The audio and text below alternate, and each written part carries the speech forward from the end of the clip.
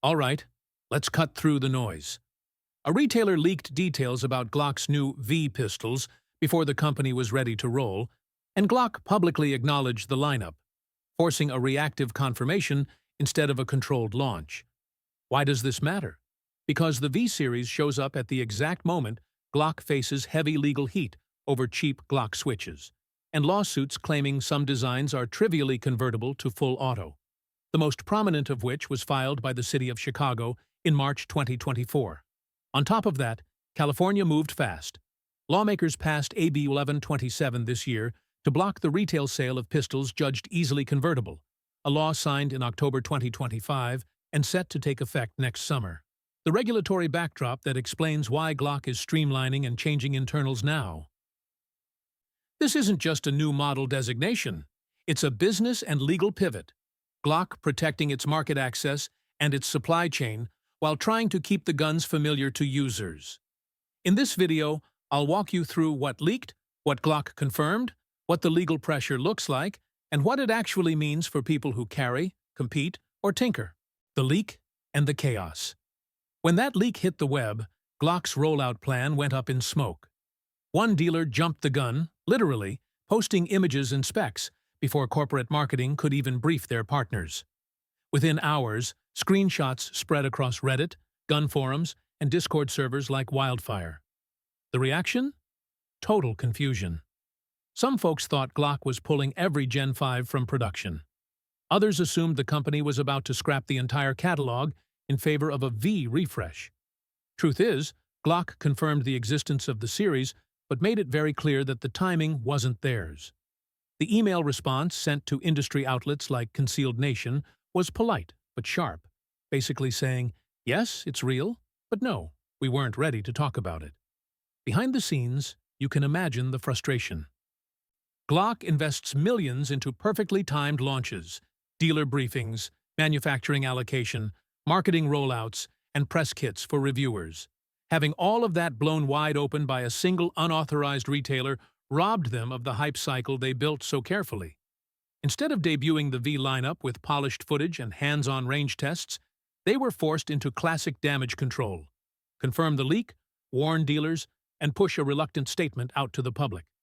That premature exposure kicked off a guessing game online. What does V stand for? Victory? Version 5? Maybe a hidden Gen 6 in disguise? The truth, as usual, landed somewhere in between. The letter V doesn't mark a radical redesign. It marks a turning point. From here on out, Glock's internal geometry will quietly start evolving. Even if the exterior still looks like the same pistol you've been shooting for years. If you've ever wondered how a modern firearm brand handles an information breach in real time, this was a masterclass. Now that we know why Glock had to respond the way they did, let's break down what the V series actually includes, and why it's not just a naming gimmick, model lineup, and the likely internal changes. Here's the meat of the leak, the actual models, and why the letter V matters mechanically, not just cosmetically. The leaked list shows V markings across Glock's bread-and-butter models. Full-size and compact duty pieces like the G17V, G19V, G19XV, G45V, G26V, plus a handful of big-frame and oddball entries such as the G20 VOS and G21 VOS. There are also distributor-exclusive SKUs named in the leak, things like G19CV and G45CV, which tells you Glock is keeping the sales channels segmented the same way they always have. Price points weren't in the leak. Distribution windows were media loans and shelves by December 2025. So what's changing? Externally? Not much. Glock's follow-up messaging wants you to know the guns will look and feel like the Gen 5 pistols you already trust. That's on purpose. Continuity sells. The difference is almost certainly under the skin. Expect the V series to preserve slide geometry and external ergonomics while revising the firing group geometry, sear-to-trigger interfaces, and other internal tolerances that interact with cheap conversion devices. In short, same silhouette, different plumbing. If you're the aftermarket guy asking, will my triggers and connectors fit? The safest bet is mixed compatibility. Glock can and often does preserve dimensions that let holsters and many sights keep working, while altering critical mating surfaces so that a simple plug-in device can't force a full auto cycle. That likely means changes to the trigger bar profile, sear engagement surfaces, and possibly the cruciform-style cut that conversion devices exploit. Expect some aftermarket parts to need revisions, and expect some to keep working. It'll depend on how deep Glock goes. Optics and MOS. The leak and initial comms created confusion. Early chatter said MOS would be limited in the first wave, and some shooters griped about that. Follow-up reports clarified that MOS variants will exist for several V models, but not every SKU on day one. If you run an optic, pay attention to which V SKUs explicitly list MOS in the model name, e.g., a MOS suffix or a distributor MOS code. Don't assume every V is optics ready out of the box. Practical takeaway for shooters. If you carry or compete, the change is likely beneficial. The goal is to keep pistols lawful, for sale, and available in restricted jurisdictions while preserving reliability. If you tinker heavily or run a lot of aftermarket upgrades, expect a transition period where some parts fit and some need updated spec runs. If you're an optics-first shooter, verify MOS availability on the exact V SKU you plan to buy before you order. Legal pressure and timeline.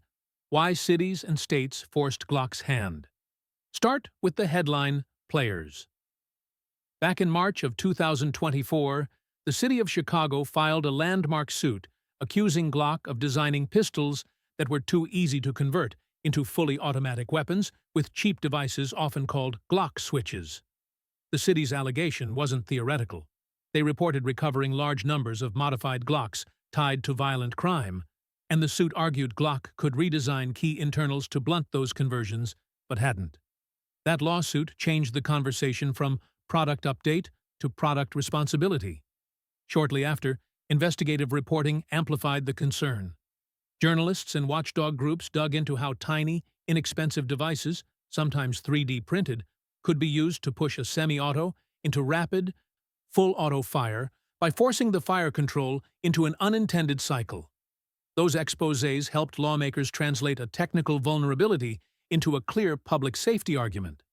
When civic leaders started showing seizure numbers, hundreds or even thousands of altered pistols recovered, the political momentum shifted from curiosity to concrete legal pressure. Then, California moved. Assembly Bill 1127 became the regulatory showpiece. Signed in October of 2025, it forbids retail sales of semi-automatic handguns judged to be easily convertible. The law is explicit in its intent.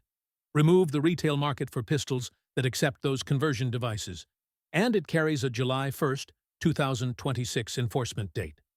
For any manufacturer that sells at scale in California, that's an existential calendar.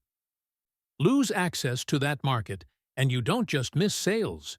You have to rethink packaging, distribution, and compliance across the whole United States. Put those three forces together: municipal litigation, national investigative pressure, and state-level statutory restriction, and you see why a conservative company like Glock would act. Redesigning internals to make conversion materially harder is a defensive move. It keeps products legal in big markets, reduces liability exposure, and gives dealers and law enforcement a public relations argument that the manufacturer is trying to be responsible. From Glock's standpoint, alteration of sear geometry or trigger bar interfaces can look like the cheaper, faster alternative to litigation, bans, or protracted court fights. What this means for you as a shooter is practical and immediate. Regulators and litigants framed the risk as, if a pistol can be converted easily in the hands of criminals, retailers and states will stop selling it. Glock's V series is the company's attempt to thread a needle, preserve external familiarity and reliability while altering the parts that matter to regulators and plaintiffs. That's why the timeline in the leak, media loans and shelves by December 2025, lines up logically with the legal pressure. Make changes quickly enough to keep the business running and to give dealers new, compliant inventory to sell into states like California. There's also a reputational play. Facing claims that the product enabled crime, Glock needed to show proactive steps rather than appear to resist all change. A measured product update that preserves what consumers love while addressing the most criticized vulnerability is as much about legal strategy as it is about engineering, community reaction, and what shooters are saying. The moment Glock confirmed the V lineup, the community split right down the middle. On one side, you had shooters who saw it as progress, a long overdue evolution after years of "don't mess with perfection." They figured if Glock was finally tinkering with internals, maybe we'd see cleaner triggers, tighter tolerances, or smoother resets. Those folks called it a sign that Glock was finally listening. On the other side were the purists, the ones who think a Glock should never change. For them, anything tied to government pressure feels like compromise. "If it ain't broke, don't fix it," became the go-to line on every gun forum and subreddit thread. Some claimed this was just Gen 5 repackaged with a different engraving. Others feared aftermarket incompatibility, that all their triggers, barrels, and slides were about to become obsolete. And honestly, both sides have a point. The initial leak caused confusion because not all models listed MOS or optics-ready variants. Early talk suggested you'd have to buy a base model now and upgrade later once the MOS cuts return. That didn't sit well with optics users who've already invested in red dots. But once follow-up reports came out confirming that certain V models will ship with MOS setups, the panic started to cool off. Then came the deeper questions. Will holsters still fit? Will Gen 5 slides work on V frames? Can we still swap triggers and connectors? The truth is, until we get hands-on with production guns, we won't know exactly how much cross-compatibility survived. Glock claims they kept the external geometry consistent, so your grip, muscle memory, and sight picture won't change. But that doesn't guarantee the aftermarket will plug and play.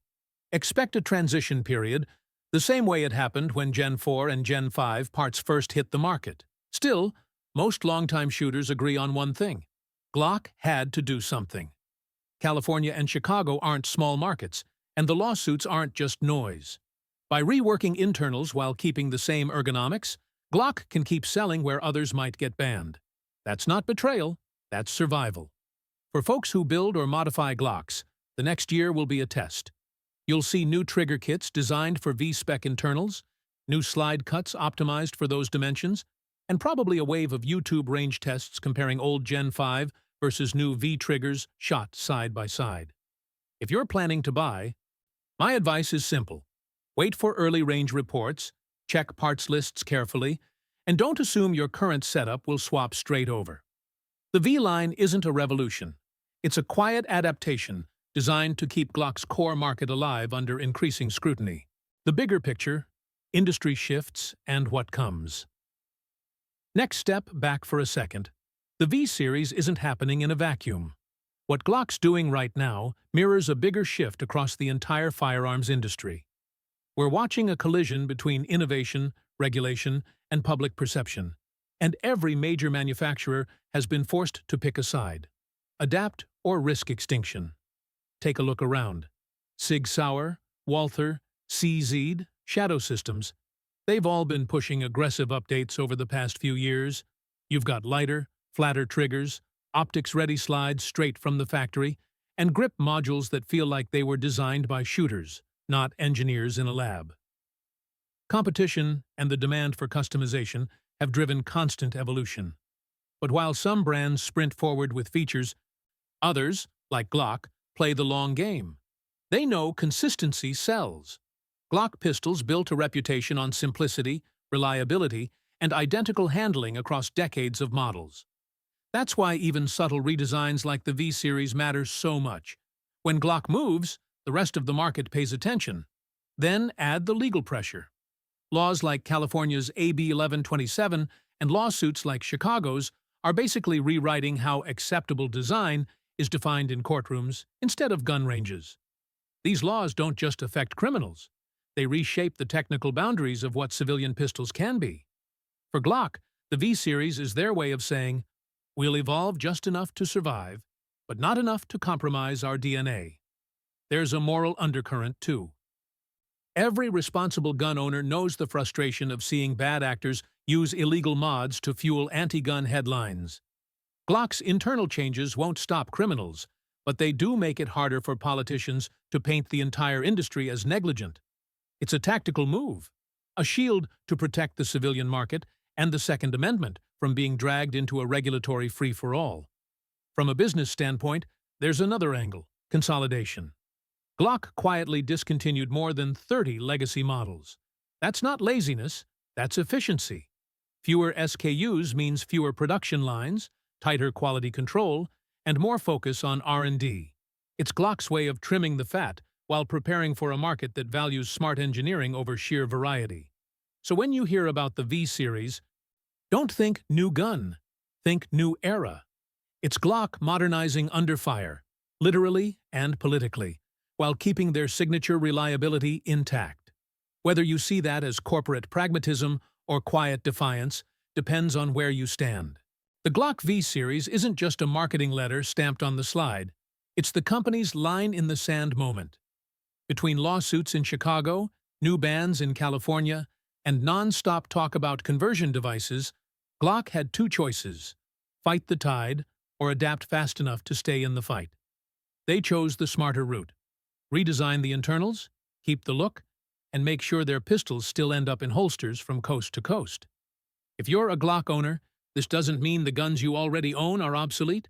It means the next generation is being built to survive in a tougher world, one where legislation moves faster than innovation.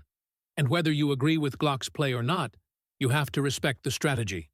Once these pistols hit shelves in December 2025, I'll get a G19V in my hands and run it hard, side by side with a Gen 5, to see what really changed under the hood. When that happens, you'll get the full breakdown right here. Make sure you like, subscribe, and drop a comment down below. Stay sharp. Day.